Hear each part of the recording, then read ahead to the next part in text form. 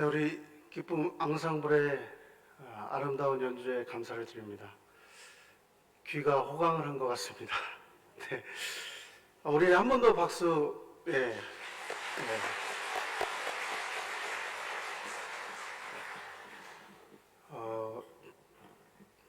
제가 2부 예배는 작년 12월 4일에 부임 인사 후에 처음인 것 같습니다.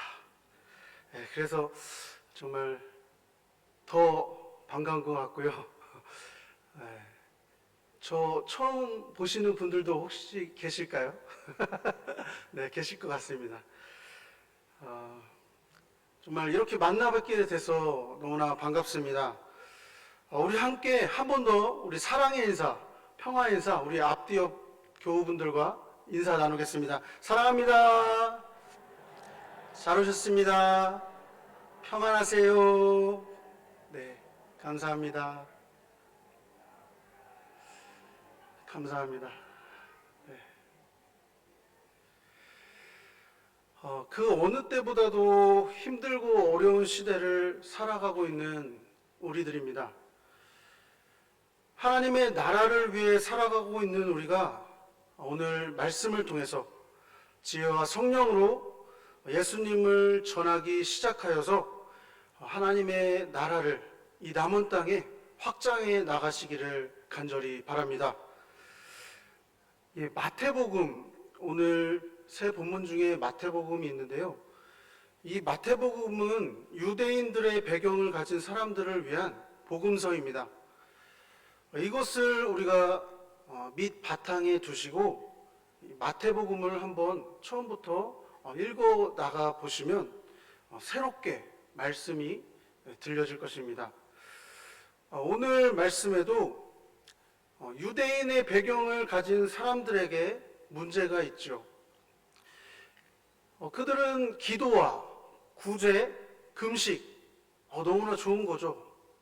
하나님 앞에서 기도하고 또 이웃을 도와주고 그리고 하나님 앞에서 나의 모든 것을 드리며 하는 금식, 이런 것들을 잘했습니다.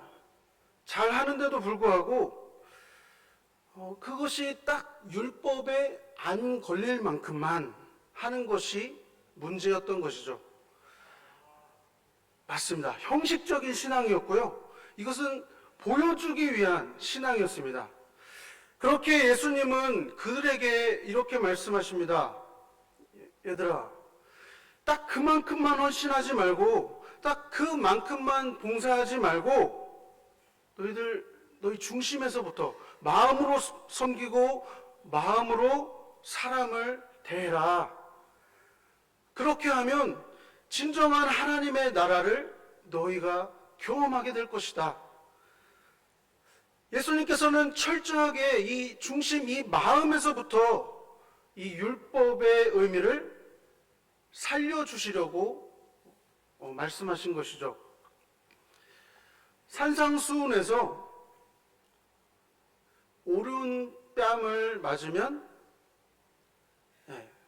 오른뺨을 맞으면 그 반대쪽 왼뺨도 대라고 하시고, 겉옷을 빼앗으려고 하면 속옷까지 내어주고, 억지로 오리를 가자고 하면 심리를 동행해주고, 너에게 꾸고자 하는 자에게 거절하지 말라.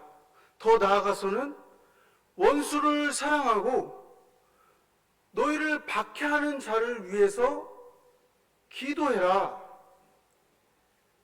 예수님께서 말씀하십니다. 우리는 이 말씀을 들으며 예수를 믿는다는 것이 완전히 세상의 호구가 되는 것이 아닌가, 이런 걱정이 스물스물 밀려옵니다. 호구란 말은 사실 아시는 분은 아시겠지만 바둑 용어입니다.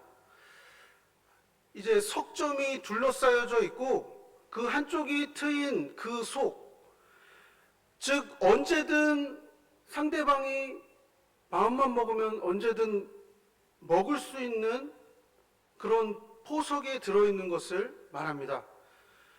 이 호랑이 입에 들어가 있는 것을 상상하시면 될 것 같습니다. 요즘에는 이 바둑보다 일상생활에서 이 용어를 많이 쓰는데요. 인터넷 사전을 검색해 보니까 어수룩하여 이용하기 좋은 사람을 비유적으로 이르는 말이라고 나옵니다. 이 말씀으로 인해서 악한 자들의 만행에도 너무나 무력해지는 것 같습니다. 아무것도 하지 않으려고 합니다. 이 말씀으로 인해서 대단히 수동적인 사람이 됩니다. 우리가 교회에서 이 말씀을 통해 배운 것은 억울해도 잘 참는 것, 그것마저 하나님의 뜻으로 여기고 정말 끝까지 견디는 것이었습니다. 좀 부정적으로 이야기해보자면 불의인 줄 알면서도 모른 채 하고 모든 것을 합력하여 좋게만 마무리하려는 것 등이 아닐까 싶습니다.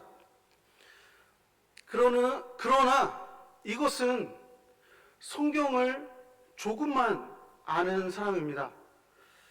산상수훈의 말씀은 절대로 세상의 호구로 살라는 말씀이 아닙니다. 마태는요, 이 산상수훈의 말씀을 통해서 율법만 지키고 율법의 정신은 사라져버린 유대인들에게 금식도 예배도 기도도 너무나 잘하는 유대인들에게 예수님은 바로 그런 율법을 완전하게 온전하게 하려고 오신 분이신 것을 우리에게 말씀해 주고 계십니다. 이런 겁니다. 너한테 억울함을 당한 이웃이 와서 너의 오른뺨을 때리면 너는 그 억울함 당한 사람이 마음이 풀릴 때까지 좀 맞아라. 내가 진짜 잘못한 것을 회개하는 심적으로 왼뺨까지 대서 그 억울함을 풀어주라. 그런 마음을 가지고 억울한 사람이 겉옷을 달라 하면 너의 속옷까지 내어주고, 오리를 가자고 하면 오리만 가라는 그 율법만 지키지 말고 진심으로 끝까지 사죄하는 마음으로 그와 함께 가줘라. 그가 돈을 꾸고자 하면 거절하지 말고 오히려 그를 더 사랑해주고 그를 위해서 더 기도해라. 여러분 중 지금 신앙생활이 겉돌고 있고 뭔가 껍데기만 있는 것 같지는 않습니까? 그러면 우리는 다시 그 초심으로, 다시 본질로 돌아가야 할 때입니다. 우리의 마음으로 말씀을 만나고 마음으로 말씀을 따르는 삶을 회복하시기를 바랍니다. 그렇지 않으면 그냥 회칠한 무덤, 겉만 멋있게 꾸민 무덤, 잇만 무성한 무화과 나무, 껍데기뿐인 신앙, 정말 그 안에서는 선한 것이 나올 수 없는 빈 깡통. 그리스도인의 옷이 입혀지긴 했지만 그냥 빈 깡통 신앙이 될 수밖에 없는 것입니다. 여러분, 우리는 세상을 잘 알고 있습니다. 이 세상은 이익을 위해서 돌아가고 악한 자들은 그 이익을 위해서라면 거짓말도 서슴지 않고 주변 사람들을 돈으로 사서 자기 편으로 만들어서 누구 하나 떨어져 나가게 하는 그런 정치질도 서슴지 않습니다. 그리고 그 이익을 위해서라면 온 세계가 병들어도 아무 거리낌이 없이 잘못을 저지릅니다. 오늘 말씀을 보면 우리가 세상에서 얼마나 정신을 차리고 영적인 분별력을 가지고 세상에 맞서야 하는지를 우리는 알 수 있습니다. 마태복음 10장 16절 말씀 제가 읽겠습니다. 보라, 내가 너희를 보냄이 양을 이리 가운데로 보낸 것 같도다. 그러므로 너희는 뱀같이 지혜롭고 비둘기같이 순결하라. 늑대와 7마리 아기 염소 이야기를 한번 떠올려 보십시오. 아기 염소들을 잡아 먹으려고 온 늑대가 여러분, 늑대의 무서운 얼굴을 하고 왔을까요? 늑대의 얼굴을 하고 오지 않죠. 최대한 엄마 염소인 척을 하는 겁니다. 목소리도, 그리고 얼굴 표정까지도. 그러나 그 목적은 어디에 있습니까? 바로 아기 염소를 잡아 먹으려는 것이죠. 아기 염소들은 결국 속게 되고 늑대에게 잡아 먹히게 됩니다. 물론 이 이야기에는 반전이 있죠. 그 늑대의 배에서 아기 염소들을 다 꺼낸다는 엄청난 결말이 있습니다. 그 엄마가 우리가 잘 아는 이 낭만 닥터 김사부의 사부였다는 말이 있습니다. 네, 여기서 웃어주셔야 되는데 네, 감사합니다. 여러분, 세상이 악하다, 졸렬하다, 비겁하다, 잔인하다 등등 정말 여러 수식어들을 붙일 수 있을 것입니다. 하지만 우리 그리스도인들은 그런 것들에 충격을 받지 않아도 됩니다. 요즘에 유튜브를 보는데요. 겸손은 힘들다라는 프로그램에서 지난 금요일에 소개한 시가 있는데 너무 좋아서 한번 제가 소개를 해드리겠습니다. 흔들리며 피는 꽃 도종환. 흔들리지 않고 피는 꽃이 어디 있으랴.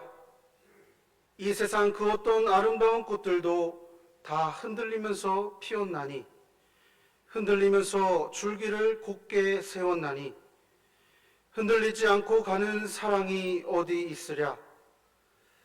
젖지 않고 피는 꽃이 어디 있으랴. 이 세상 그 어떤 빛나는 꽃들도 다 젖으며 피었나니, 바람과 비에 젖으며 꽃잎 따뜻하게 피웠나니, 젖지 않고 가는 삶이 어디 있으랴. 여러분, 세상이 그랬습니다. 그리고 하나님께서도 우리에게 세상은 그렇다고 말씀해 주십니다. 그런데도 우리는 믿지 않습니다. 하나님이 세상을 그렇다고 말을 해도 믿지 않고, 그런 세상을 구원하기 위해서 예수님이 이 땅에 오셨다는 것도 믿지를 않습니다. 세상이 악하기 때문에 예수님도 우리들에게 뱀과 같이 지혜롭게 처신하라고 하시는 것입니다. 그리고 사도 바울을 통해서 우리에게 하시는 말씀은 로마서 12장 21절 말씀인데요. 제가 읽겠습니다. 악에게 지지 말고 선으로 악을 이기라. 아멘. 여러분은 이 시대의 풍조를 본받지 말고 마음을 새롭게 함으로 변화를 받아서 하나님의 선하시고 기뻐하시고 온전하신 뜻이 무엇인지를 분별했으면 좋겠습니다. 우선은 내 앞에 놓여져 있는 많은 상황들, 그 상황들을 보면서 그곳에 악한 것이 없는지 한번 찾아보시기 바랍니다. 내 앞에 놓인 조건 속에서 혹시 악한 것이 없는지 분별해 보시기 바랍니다. 내 체면과 내 자존심이 끼어들어 있지는 않은지 판단해 보십시오. 내가 너무 많은 것을 요구하고 있거나 내 자신에게도 감당하지 못할 것을 내가 상대방에게 강요하고 있지는 않은지 성찰해 보십시오. 대개 사람들은요, 세게 나오는 사람에겐 꼬리를 감추고 만만한 사람들에겐 함부로 대하는 그런 경향이 있습니다. 그래서 만만하게 보지 못하도록 어떻게 해요? 똑같이 세게 똑같이 해줘야 된다고 말을 하죠. 목사님, 저는 원래 이런 성격이 아닌데요, 회사 생활을 하다 보니까 가만히 있으면 안 되겠더라고요. 가만히 있으니까 저를 호구로 여기지 뭐예요. 그래서 이렇게 제가 독해졌습니다. 여러분, 잘한 결정일까요? 그것이 최선일까요? 진정한 그리스도인은 세게 나오든 친절하게 나오든 세게 나오는 사람의 그 거친 성격에서도 우리는 진정성을 발견할 수 있어야 하고, 친절하게 대하는 사람의 그 부드러운 태도에서도 또 다른 의도를 우리는 눈치챌 수 있어야 합니다. 그러니 우리는 더 열심히 기도하고 더 열심히 말씀 묵상을 게을리하지 말아야 하는 것입니다. 말씀을 통해서 세상을 분별하고, 말씀을 통해서 사람을 분별하고, 말씀을 통해서 그 답을 찾을 수 있기 때문입니다. 그러니 말씀을 읽지 않고, 말씀을 생각지도 않고, 말씀을 공부해보지도 않은 사람은 세상의 풍조를 읽어내는 능력이 당연히 떨어질 것이고, 세상의 치열한 싸움에서 밀릴 확률이 높고, 세상의 모략과 음모에서 자기 혼자 힘으로 허공에 칼질만 하다가 밀릴 가능성이 높아지는 것입니다. 뭘 알아야 싸우죠. 어떠한 기준이 있어야 그것을 아니라고 말할 수도 있고, 그것이 맞다라고 말할 수도 있겠죠. 말씀에 확신이 있어야 합니다. 그 말은 틀렸다고 자신 있게 말할 수 있어야 하고, 저 사람의 의도는 그런 것이 아니구나 깨닫게 되고, 기도 생활 속에서 성령의 임재 가운데 내가 놓치는 곳에도 피할 길로 인도하시는 하나님을 여러분은 만나게 될 것입니다. 잠언 9장 10절 말씀 제가 읽겠습니다. 여호와를 경외하는 것이 지혜의 근본이요 거룩하신 이를 아는 것이 명철이니라 라고 말씀하십니다. 주님이 계시다는 것을 아는 것, 주님이 우리와 함께 하시면서 우리와 동행하고 계시다는 것을 믿는 것, 여러분, 그리고 하나님의 관점에서 하나님의 시선으로 세상을 바라볼 줄 아는 훈련이 안 되어 있다면 그 안에는 지혜는 없는 것입니다. 또한 그 분별력과 그것을 위한 가장 좋은 대응도 거룩하신 분을 아는 것에서부터 시작된다는 것입니다. 자기가 똑똑하다고 알고 있는 사람은 안타깝지만 자기만 믿고 자기가 경험한 그 안에서만 세상을 바라보면서 자기가 잘못해도요, 잘못을 인정할 수가 없습니다. 그것이 계속 옳아야 합니다. 하나님을 믿고 하나님을 의지하는 사람은 온 땅과 만물을 지으신 하나님을 생각하게 되고, 하나님의 관점에서, 하나님의 시선으로 우리 앞에 놓여진 수많은 문제들을 풀어나가는 사람들입니다. 오늘 스데반을 보십시오. 예수님의 12 제자에게서만 나타났던 그 기사와 표적이 오늘 스데반을 통해서 나타나는 것입니다. 스데반은 하나님의 은혜와 능력이 충만하여져서 사람들 가운데 큰 기사와 표적을 행하기 시작합니다. 그러자 사건이 일어나죠. 사도행전 6장 9절 제가 읽겠습니다. 이른바 자유민들, 즉 구레네인, 알렉산드리아인, 킬리기아와 아시아에서 온 사람들의 회당에서 어떤 자들이 일어나 스데반과 더불어 논쟁할세. 스데반은 성령 충만함으로 회당에서 말씀을 전합니다. 그러자 유대인들 가운데 몇몇 사람들과 서로 말다툼을 하는 거죠. 논쟁을 하게 됩니다. 스데반은 그 논쟁을 벌이기 시작하죠. 여러분, 이 스데반 집사는 7 집사를 뽑을 때 그중 한 사람이었는데요. 이 집사를 뽑을 때 특징이 있었습니다.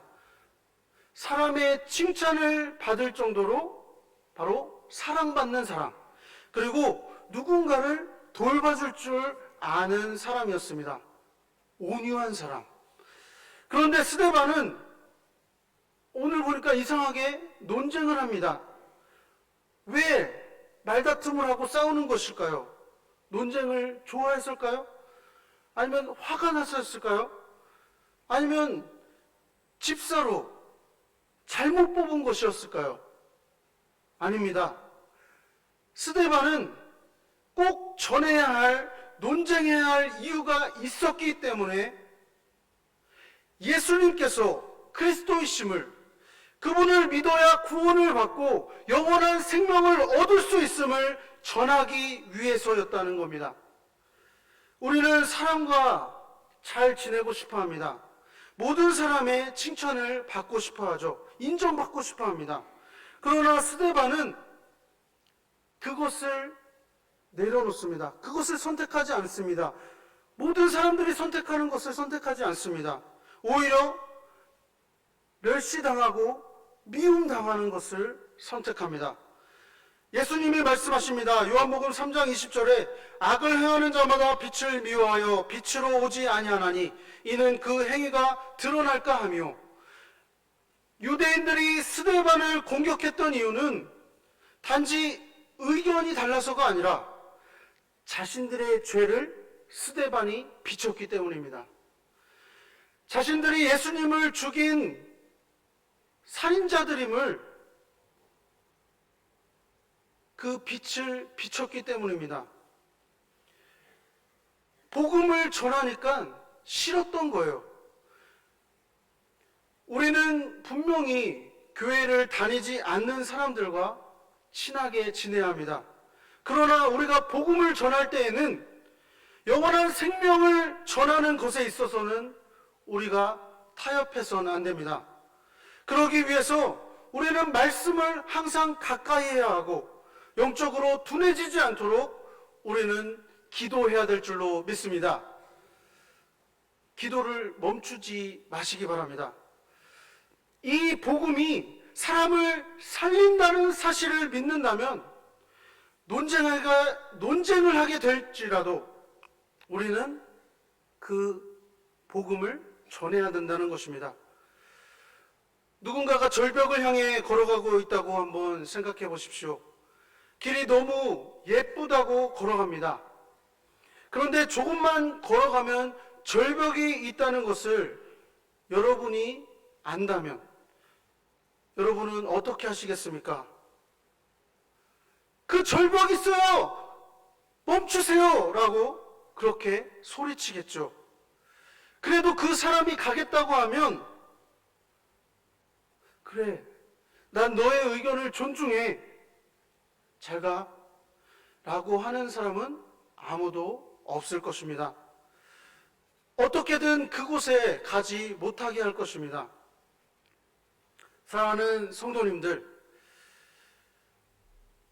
오늘 스데반이 논쟁한 것은 말다툼을 하려고 한 것이 아니라 그들을 살리기 위해서 한 것임을 믿으시기 바랍니다. 여러분도 예수님이 십자가에서 죽으심으로 우리의 모든 죄를 사하여 주시고 영원한 생명을 주셨음을 믿지 않으십니까?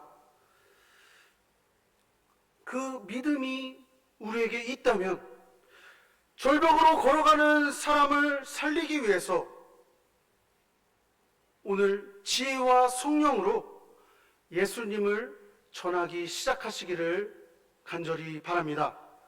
세상이 감당하지 못하는 하나님의 사랑으로 살아가기를 예수님의 이름으로 간절히 바랍니다. 기도하시겠습니다.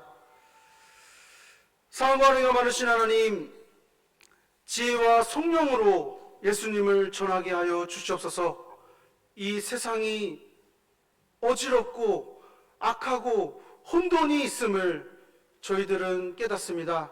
하지만 그곳에서 세상의 풍조에 휩쓸려 가는 것이 아니라 오직 지혜와 성령으로 예수 그리스도의 복음을 증거하는 우리 모든 교우들이 될 수 있도록 성령으로 인도하여 주시옵소서. 예수님의 이름으로 기도합니다. 아멘.